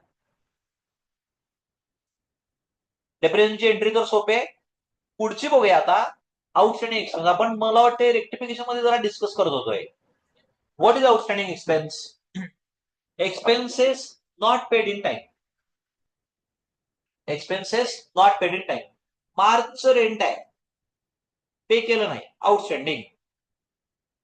पे करणार आपण एप्रिलला, त्याची एंट्री काय करायची? Expense account debit to outstanding expense. आता लॉजिक समजून घेऊ आणि मग पुढे इफेक्ट कडे जाऊया. मार्चचं रेंट पे केलं नाही, जर्नल एंट्री होणार का? पे केलं नाही तर एंट्री होणार नाही. पण मार्चचं रेंट कन्सिडर करायला पाहिजे का? म्हणजे आपण तर लिहिणार रेंट अकाउंट डेबिट, पण पे केलं नाही तेव्हा 2 कॅश येणार नाही. 2 काय येणार? रेंट आपला आउटस्टँडिंग राहिलेला आहे. Rent account debit to outstanding rent account. कुठला पण एक्सपेन्स असू दे, रेंट असेल, सॅलरीज असेल, किंवा आणि कुठला असेल तो असेल. जनरली 2 आउटस्टँडिंग असतातच. टेलिफोन बिल असेल, लाईट बिल असेल, जो काही नाही पे केला तो सगळ्या एंट्री काय झाली? Expense account debit to outstanding expense. जे नाव येईल ते. 2 इफेक्ट बघा एकदम सोपे आहेत. Add in the expense, expense वाढणार. आणि आउटस्टँडिंग एक्सपेन्स बिझनेस साठी काय आहे? लायबिलिटी, आणि नंतर पे करायचं आहे. आता जर तिसरं काय आलं तर चौथं बरोबर उलट आहे बघा. बरोबर एंट्री रिव्हर्स केल्या. Prepaid expense account debit to expense. Prepaid expense काय? Business asset. असेट साइडला एक्सपेन्स क्रेडिट केलं म्हणजे एक्सपेन्सेस कमी होणार, सो लेस. एक्सपेन्स डेबिट केलं तर ऍड वाढणार, एक्सपेन्स क्रेडिट केलं तर लेस. हे 4 समजलं तर सांगा. दोन्ही पॉईंट समजायला पाहिजे, एंट्री आणि इफेक्ट. एक्झाम मध्ये एंट्री लिहायची नाही, इफेक्ट लिहायचे, पण इफेक्ट मध्ये गडबड नको व्हायला म्हणून एंट्री माहित पाहिजे. चारी कळाले? आता मी पुढचं सांगणार होतो पण त्यातले 2 जण इम्पॉर्टंट आहेत ते सांगतो. Half knowledge is always dangerous. मला तुम्हाला सांगायचंय 7 नंबर आणि 8 नंबर. Direct 7 number. बँडेटची एंट्री आपण याच्या आधी केलेली असणार. Bad debts account debit to debtors account. Year एंडला आपल्याला कळालं की एखादा डेटर राम नाम सत्य झालेला आहे. आता तरी पण त्याकडून पैसे आणतोच म्हणून आपलं होतं कामा नाही. Bad debts account debit to debtors account. Bad debts business साठी असेट, लायबिलिटी, इन्कम का एक्सपेन्स? एक्सपेन्स. एक्सपेन्स कुठे रेकॉर्ड करायचे? P&L अकाउंटच्या डेबिट साईडला. Bad debts account debit to debtors. Debtors काय झाले? डेटर्स काय झाले? डेटर्स काय झाले? कमी झाले. सोपा आन्सर असते, कॉम्प्लिकेटेड करायचं नाही. तू कोण आहेस? मी माणूस आहे. फार डिफिकल्ट करायचं नाही, सोपा आहे. डेटर्स काय झाले? कमी झाले. कमी झाले म्हटल्यावर काय करायचं? लेस. हाफ नॉलेज इज डेंजरस, तसं over thinking is also dangerous. नंतर मी आपल्या एका स्टुडंट तुम्हाला स्टोरी सांगतो. पुढे जाऊया. Provision for discount on debtors. Sorry, RDD बघूया. प्रोव्हिजन फॉर 8 आणि 9 सेमच आहे. आरडीडीचं बाळाचं फुल फॉर्म लक्षात ठेवा. Reserve for doubtful debts. आता अंडरस्टँड करा, बॅड डेट्स आणि डाऊटफुल डेट्स 3 प्रकारची मुलं असतात, म्हणजे स्टुडंट्स असतात. मुलं मुली सगळेच. एक, ज्यांना क्लिअर असते आपल्याला काय करायचंय, का करायचंय, आणि त्यासाठी ते एफर्ट्स घेतात, पहिले. दुसरे, ज्यांना माहित असते की काय करायला पाहिजे पण ते करत नाही. तिसरे, ज्यांना माहितच नसते काय करायला पाहिजे म्हणून ते करत नाही. डेटर्स मध्ये 3 प्रकार. गुड्स घेणार, वेळेवर पैसे देणार. गुड्स घेणार, परत फिरकणारच नाही. गुड्स घेणार, मे बी चुकवायचा ट्राय करणार. मे बी चुकवायचा ट्राय करणार, हे डाऊटफुल. देणारच नाही ते बॅड. कसे देत नाहीत बघूया वगैरे काय नाही, आपण एंट्री पास करायची. अकाउंटंटनं इमोशनली इन्व्हॉल्व्ह व्हायचं. अकाउंटंटचं काम आहे, साहेब एंट्री सांग, ट्रान्झॅक्शन सांगा, एंट्री मी करतो. कसे काय झाले नाहीत, नाही माझ्या ओळखीच्या पोलीस स्टेशनला चला जाऊया वगैरे. एंट्री पास करायची, घरी जाऊन टीव्ही बघत बसायचं.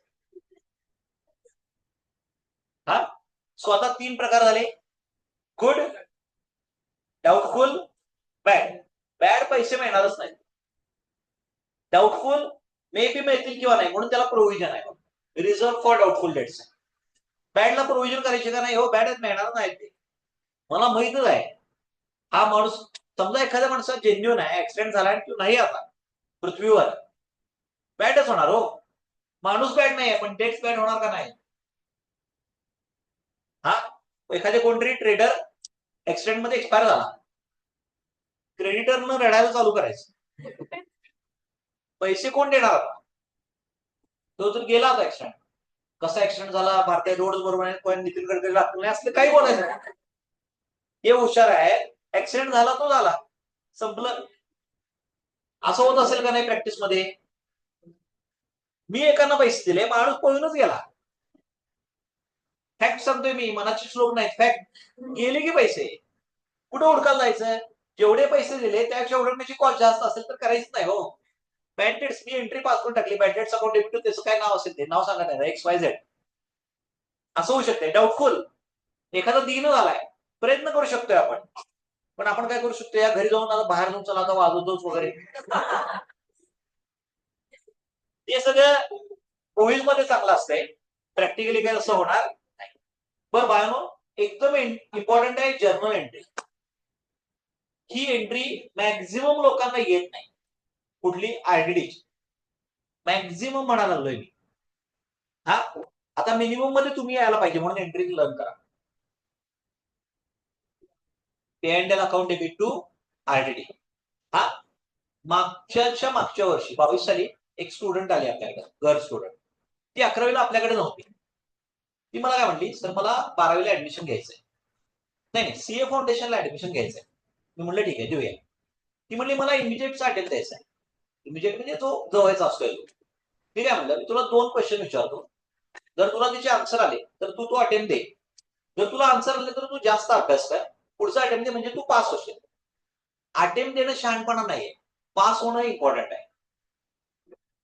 करेक्ट आहे. आपण का सीए करायला लागलोय? पास होण्यासाठी. आम्ही सीए करत होतो ह्याला काही इम्पॉर्टन्स नाहीये. नाव आय एम अ सीए.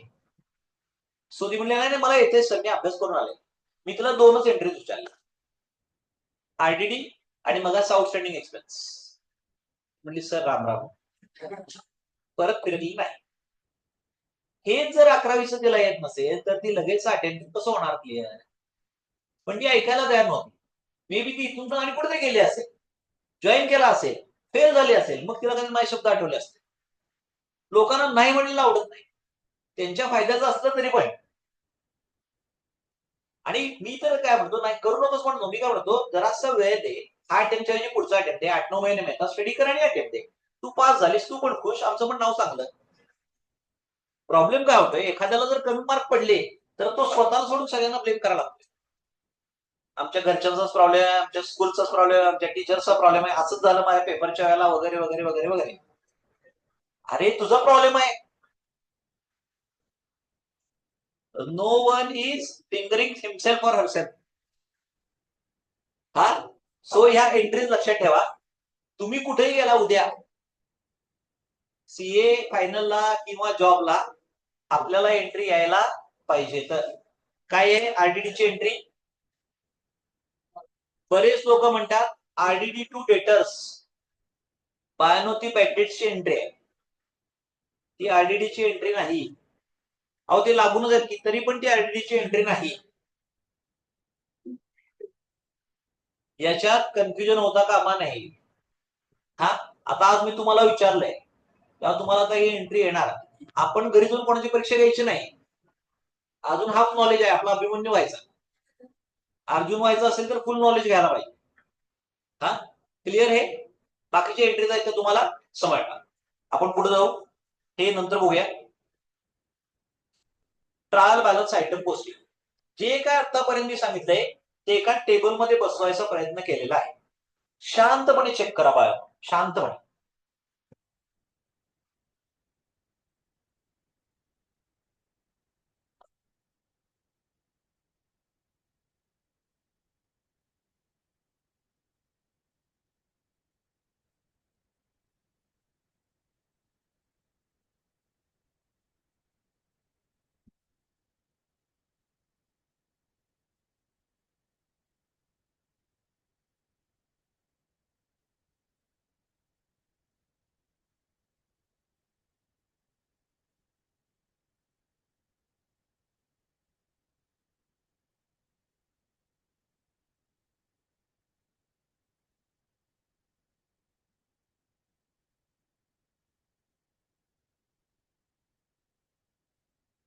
जे मगाशी आहे तेच आहे, फक्त आता काय केले, कंपाईल केले म्हणजे पटकन लक्ष द्यावं.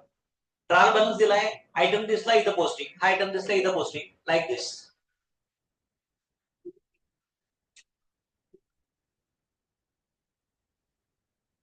आता काही डाऊट असेल तर विचार.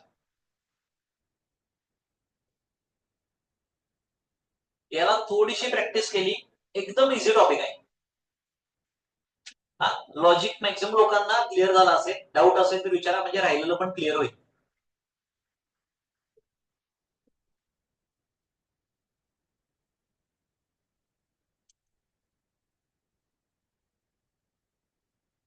येस, जायचं पुढं. आता जिथं एरर होऊ शकतात तेवढेच आयटम सांगतो. जे करेक्ट येणार ते आता झालं. कुठं कुठे एरर होऊ शकते, फ्यू इम्पॉर्टंट आयटम्स, हे एरर वाले आयटम्स आहेत. आपली तरी होऊ नये, बाकीच्यांची पण होऊ नये, पण आपली तरी होऊ नये. Wages. It is a payment to workers on weekly basis. It is related to manufacturing or purchases. It is a direct expense. It is shown on. हे आता रीड केल्यावर आपलं वाटेल हा सोपा आहे. आता पुढं वेजेसची बहीण, salaries. It is payment to employees on monthly basis. It is for permanent staff.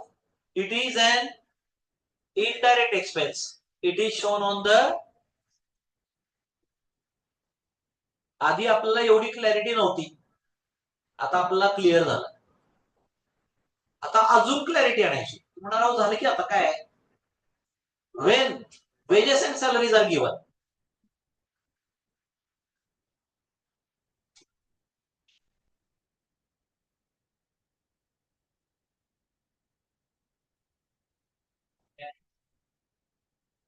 काय दिलंय त्याच्यामध्ये, shown on the debit side of trading account म्हणजे direct expense. And when salaries and wages are given, काय होतंय तेच की, ते नाही बायांनो, कुठं शो करायचंय, समजतंय का? हे एक्झामच्या वेळी आपल्याला ऍप्लिकेशन यायला पाहिजे.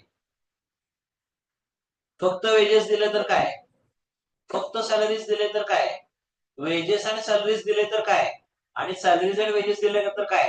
आमच्या शेजारचा उच्चार आहे, एक्झामला शेजारी कोण नसते, अकेला चला हूं मैं. पांडे राहील ना लक्षात आहे, क्लिअर. पुढं हा एक आयटम झाला, असे 3-4 आयटम्स आहेत. Carriage inward trading, carriage outward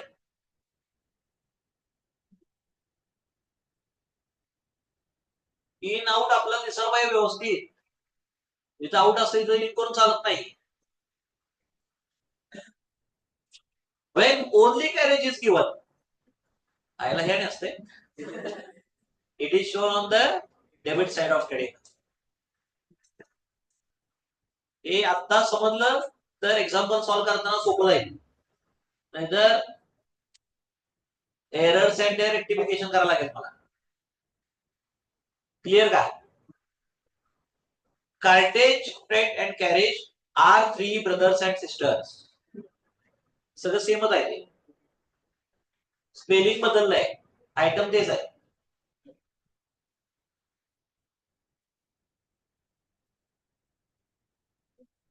generally पूर्वी काय व्हायचं, बैलगाडीतनं माल न्यायचे, कार्टेज. रेल्वेला जनरली फ्रेट, कॅरेज सगळ्यालाच वापरलं जातं.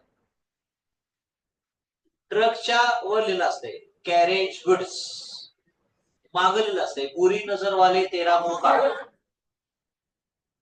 आपली काय नजर चांगली आहे ना, आपल्याला काय समजणार नाही. तात्यांचा आशीर्वाद. डन. हा नेक्स्ट, अरे हा चॅलेंजिंग आहे का, हेच होण्याचे चान्सेस अजून जास्त आहे. When only trade expenses are given, it is shown on the debit side of P&L. लक्ष देऊन बघा आणि ऐका आणि वाचा. आता तुम्ही म्हणाल बर, आता याच्या पुढची stage, when trade expense, office expense, general expense, personal expenses are given, write their neighbors blessings.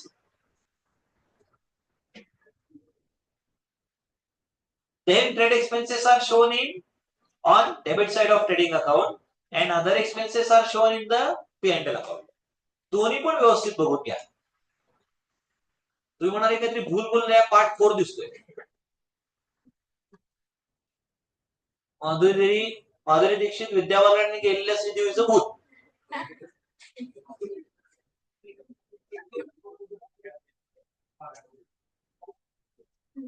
भूल बोलण्या 3 बघितला, एवढा फालतू. मला अगदी बरं वाटलं की मी यायला थिएटरला गेलो नाही. तुम्ही कोणी बघितला नाही ना, का घरच्यांचे पैसे घालून बघितलाय. आपण आपलं मोबाईलवर कोणाशी बघून टाकायचं.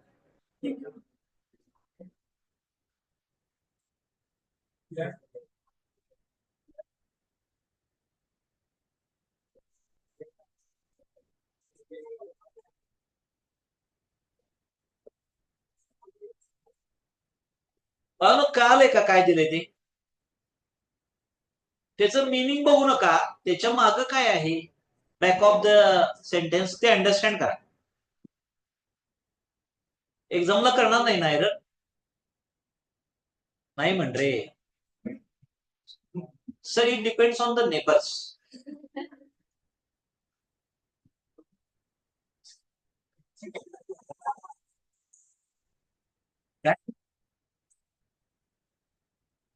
काय चांगल्या घरातली डॅश डॅश मुलं. बरं बाळा, क्लिअर आहे का? हा, पुढे जाऊया. संपत आले आता items. Opening stock is shown on the debit side of trading account. त्याचा भाऊ on the credit side of trading account. Wien closing stock is given in the trial balance. Closing stock कुठे असणार म्हणून सांगितलेलं मगाशी? ऍडजस्टमेंट मध्ये. जर तो ट्रायल बॅलन्स मध्येच दिला तर it is shown on asset side only. Trial balance मधल्या प्रत्येक आयटमचं एकच पोस्टिंग, पण ऍडजस्टमेंटचे 2 किंवा 3. 2 तर मिनिममच आहे, लागलं तर 3. हे काय का मला सांगा जरा. क्लोजिंग स्टॉक असणार का आपल्या क्वेश्चन मध्ये? 100% असणार. 90% तर तो ऍडजस्टमेंट मध्ये असणार आहे. 2 इफेक्ट आहे. 10% कुठं असू शकतो क्लोजिंग स्टॉक? Trial balance. कुठं लिहायचं पोस्टिंग तसं?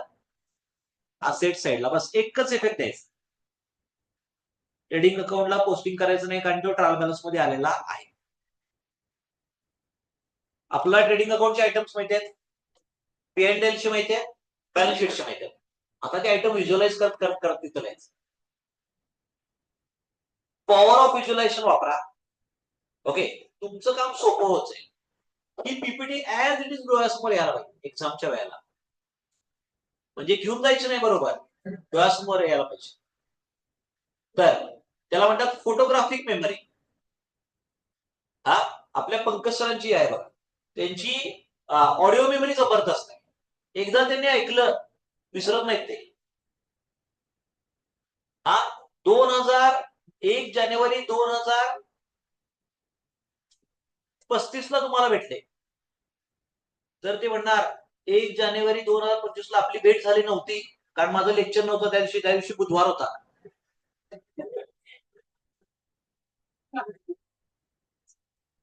काय पण 2 जानेवारी 2025 ला मी लेक्चरला तेव्हा तू लेट आलास आणि तू पिवळ्या कलरचा T shirt dash dash pant घातलेलीस असं म्हणणार नाही सांगायला. त्यांची ऑडिओ मेमरी जबरदस्त. माझी व्हिज्युअल मेमरी आहे. मी तुम्हाला कोणाला विसरू शकत नाही पण तुमचं नाव विसरेल. मी म्हणणार तुम्ही कुठल्या बॅचला होता? सर अहो ह्या बॅचला. मला तेवढे मार्क पडणार फायनल, पण मला चुकलं नव्हतं काय? हा, मी म्हणणार बरेच जण चुकले, तू त्यातला कोण? ते क्लोजिंग स्टॉकची चूक केला तोच मी. तुम्ही सांगून पण आम्ही क्लोजिंग स्टॉकचे 2 इफेक्ट दिले, आमचा टॅली झाला नाही, ते मार्क्स गेले म्हणून याच्याकडे लक्ष द्यायचं असतं. म्हणून ऑडिओ व्हिज्युअल दोन्ही चालू आहे. हे दोन्हीचा आपल्याला युज करायला पाहिजे. पुढं हा आले बघा items. Octroi duty, custom duty, import duty, motive duty, sorry motive power, royalty are direct expenses are shown on the debit side of trading account. Export duty बाळांनो, इम्पोर्ट ड्युटी असती परचेसशी रिलेटेड, एक्सपोर्ट ड्युटी असती सेल्सशी related. सेल्सशी related item आहे, कुठं लिहायचा? P&L account. हे सब exam में बहुत useful है, रिमेंबर दिस. समजते का? हा संपत आला तेव्हा संपलंच नाही. किती वाजले पाटणकर? काय सांगू सर म्हणा आमच्या 10वी झालेल्या मुलांच्या व्यथा. वेन आता लास्ट आयटम, मे बी याच्यानंतर काय नाहीये. वेन आरडीडी बायोनो, काय फुल फॉर्म आहे आरडीचा? Doubtful debts. हा डेटर मे बी पैसे देणार नाही, मे बी. देणारला काय म्हणायचं? Good debts. 100% देणार नाहीला बॅड डेट्स. जर्नल एंट्री काय आरडीडीची?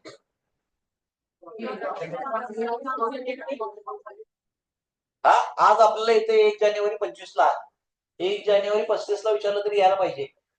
हे झाला असेल किंवा आणि काहीतरी करत असाल. When RDD is mentioned in the credit balances of trial balance, it is posted to the, दोन ऑप्शन्स आहेत आपल्याकडे, ऑप्शन्स आहेत म्हणजे एक किंवा दुसरं करायचं, दोन्ही करायचं नाही. काय ऑप्शन्स आहेत? It is posted to either credit side of P&L account by RDD लिहून टाका, और दुसरा ऑप्शन काय आहे, डेबिट साइडच्या आरडीडी मधनं लेस करा. परत एकदा, आरडीडी कुठे दिलाय? ट्रायल बॅलन्स मध्ये. रिझर्व्ह आहे क्रेडिट बॅलन्सच असतो. त्याचं काय करायचं? दोन ऑप्शन्स, एक तर P&Lच्या क्रेडिट साइडला बाय आरडीडी लिहायचं, किंवा डेबिट साइडला आरडीडी असेल त्यातनं लेस करायचं. आयदर ऑर, जे आपल्याला वाटेल ते दोन्ही पण करेक्ट आहे. समजलं? एक्झाम्पल सॉल्व्ह करताना हे लक्षात ठेवा, मी यूज करणार दुसरं, तुम्ही जरी पहिलं यूज केलं तरी पण तुमचा आन्सर करेक्ट येणार आहे. क्रेडिट साइडला दिलं काय, डेबिट मधनं लेस केलं काय, तेच होणार हो. समजतंय हे नक्की? आता पुढं हे आता अंडरस्टँड साठी, debtors have maximum adjustment, it is treated as follows. आता डेटर्सचे ऍडजस्टमेंट मगाशी म्हणवा ते बघून ठेवा, त्यात गडबड होते, तो आयटम आला. आता समजा 1,00,000 रुपयाचे डेटर्स आहेत, काही लोक पैसे देणार नाहीत म्हणजे नाही, पाकिस्तान मधून आले, लेस बॅड डेट्स. अजून पण झाला 5%, 5,000 रुपये गेले आपले, मिळाले नाही. किती राहिले? 95,000. या 95,000 पैकी काही लोक पैसे देणार नाहीत असं मला वाटतंय. Doubtful debts, correct. त्याची प्रोव्हिजन करा 5%.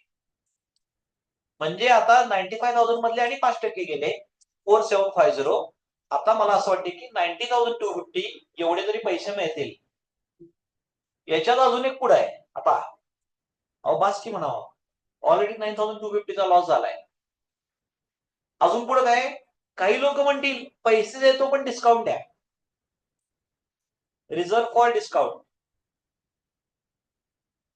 ते 2%, म्हणजे ती आणि कमी झाले. म्हणजे किती मिळाले फायनली? 88, 445, 5 एकदाच आहे. हे आता समजलंय का मला सांगा? मिनिंग पण आणि कॅल्क्युलेशन दोन्ही पण समजायला पाहिजे.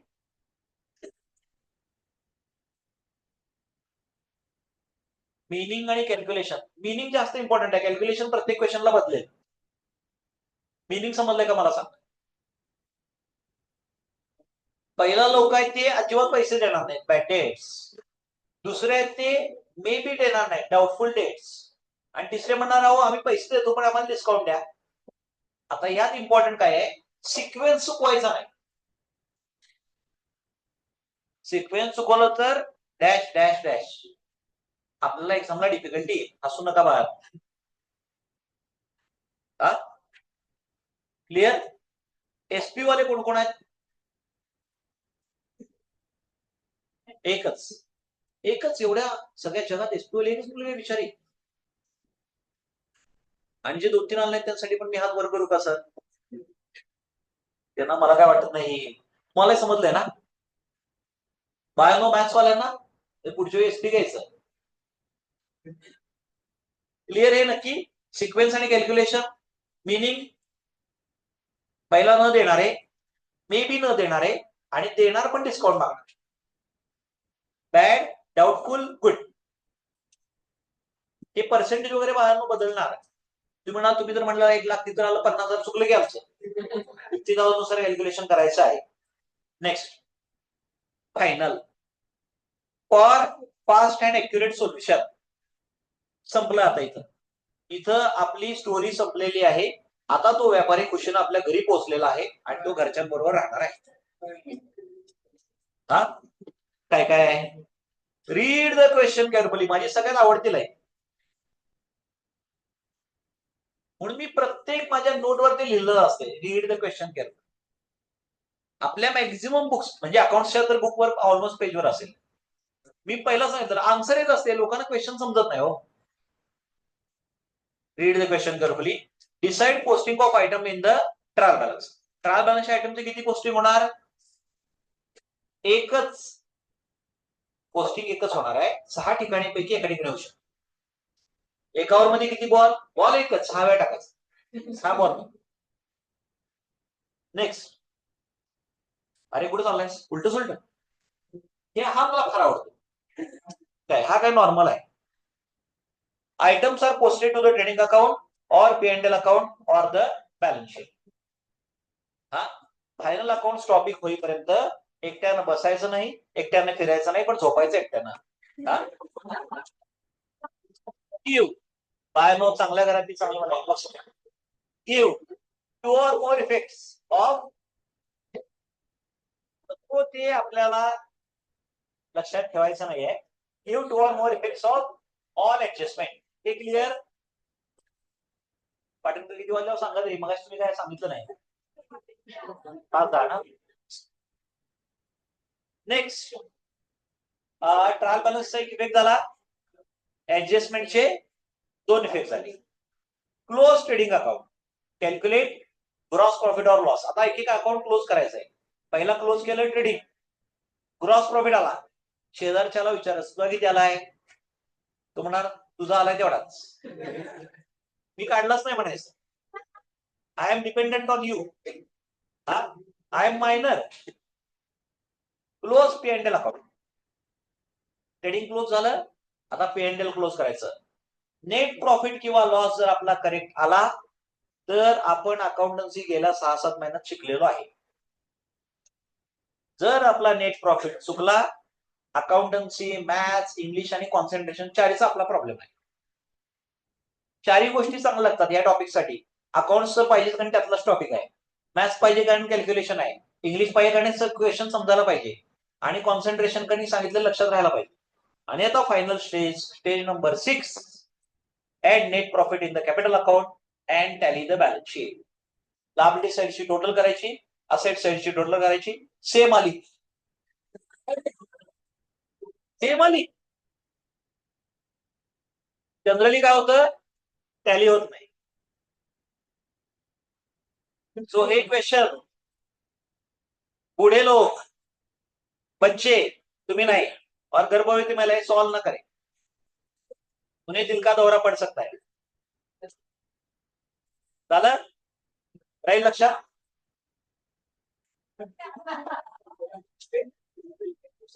क्वेश्चन. ही थेरी आपल्या नोट्स मध्ये असणार आहे. नोट्स मध्ये तर ऍडिशनल पण काहीतरी असेल. मॅक्झिमम मला वाटतं मी कव्हर अप केलेलं आहे. मी पहिला सांगितलं असं, एकदा कळाला यासारखा इझी टॉपिक नाही, कळाल नाही यासारखा डिफिकल्ट टॉपिक पण नाही. युट्यूब वर जाऊन बघतो काही घंटा कळत नाही. हा आपल्याला इथं सांगितलेलं समजून घेऊन त्याच्यावर काय असतील ते क्वेश्चन विचार करून थोडीशी प्रॅक्टिस केली की आपला आन्सर करेक्टपणे आणि दुसरं काय फास्टपणे करेक्ट यायला पाहिजेच आहे. हो, त्यात काही डाऊटच नाही, पण फास्ट सॉल्व्ह व्हायला पाहिजे. ज्याला हे कळालंय त्याचा हा क्वेश्चन 20 मिनिटांमध्ये सॉल्व्ह होणार. जर आपला 20 पेक्षा जास्त टाइम लागतोय पण आपलं करेक्ट येते, एक वेळ ठीक आहे. जर आपला टाइम पण जास्त लागतोय आणि आपला तर माझा तेव्हा भरोसा आहे. बरं मला काही डाऊट यामध्ये? हा मगाशी साधारण 12च्या आधी मी सांगितलेलं जगातला सगळ्यात आनंदी माणूस मी तुम्हाला दाखवेन. तो माणूस बघायची वेळ आता आलेली आहे माय डिअर फ्रेंड्स. तो माणूस आहे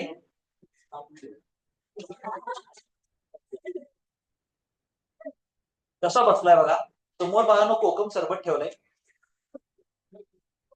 लॅपटॉप आहे आणि मागून त्याने एवढं चांगलं काम केलंय की मागून पडायला लागलेले आहे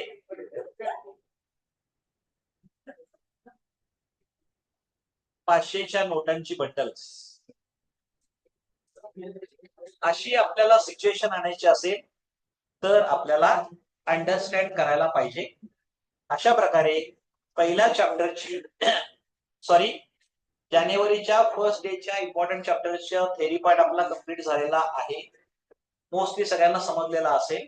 बॅगा भरू नका.